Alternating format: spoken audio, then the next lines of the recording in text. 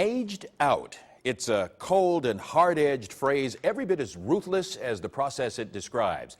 And what it describes is that unseen line that kids in foster care cross when they turn 18, the line that puts young residents of this community who are more vulnerable than they look into a sometimes hostile and frightening world. It's just frightening, really, because you don't know what to do. Aged out refers to what happens to foster children seemingly overnight. One day you're 17 and in foster care, the next you're 18 and frequently on your own. I wasn't really sure what I was going to do at that point.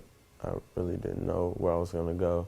Dana, Tevin, and Alexis all aged out of foster care. All went from some level of security to a high state of insecurity, scratching to survive, often breaking the law to do so. Going hungry until you find a program that will take you in, feed you. So I just turned to criminal behaviors because I had nowhere else to go, and I knew if I was in jail, I have a meal, you know, I'll be able to sleep peaceful somewhat at night. Under an overpass in Cincinnati, the kind of place that some kids who have aged out of the foster care system with no place to go might end up.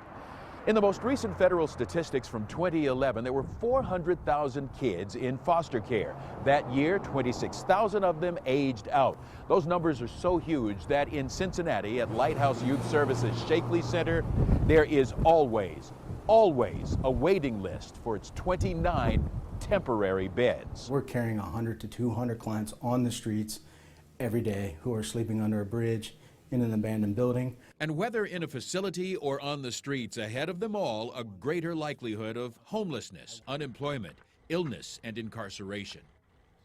Partially that's because when they age out, these 18-year-olds have little in the way of life skills. Well, first, I didn't know how to cook. I didn't know how to ride the bus. These former foster kids and those who cared for them say the failure to teach life skills before kids age out is the greatest failure of the public-private system offering foster care. And they all agree the ultimate solution is to keep foster children in the system until age 21. We would still be in their lives. So instead of ending up homeless, they come back to their county worker and say, hey, I'm really struggling financially, I can't make these payments. Give me some support and direction. These three former foster children are no longer homeless. I actually have a place that I can call my own now. Dana has a job and wants to pursue a career in the medical field. Alexis is planning a career in the hospitality industry, but also has a dream born of her experience. I want to be an advocate for foster care youth. Tevin plans to enroll in Northern Kentucky University and major in special education. He, too, spoke from his experience. Just don't leave us by ourselves. Support us in some type of way so we feel like we were actually wanted. There is hope and maybe help on the horizon. In January, 2 Ohio lawmakers added language to a state job and family services bill that will allow the state to provide services to young people in foster care up to the age of 21 using federal funds.